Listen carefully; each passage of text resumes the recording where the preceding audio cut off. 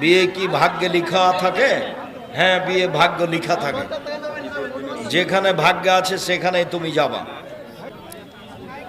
শায়েখ রমজান মাসের ২৭তম সিয়াম বা কদর রাতে কি বেশি বেশি ইবাদত করতে হবে?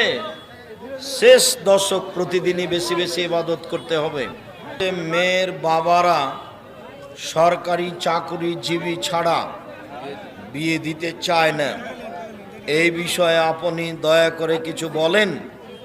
চাকরিজীবী তো, চাকরি তো হারাম, টাকা দিয়ে চাকরি করেছে, মেয়েটাকে ধ্বংস করলেন। মেয়েটার জীবনটা ১৬ আনাই মিছে, ওর স্বামী স্ত্রী পুরো জীবনটাই হারাম। ও তো ঘুষ দিয়ে চাকরি নিয়েছে। আর যদি সরকারি চাকরি হয় তাহলে কত পাপ জড়িত আছে তার কোনো হিসাব নেই।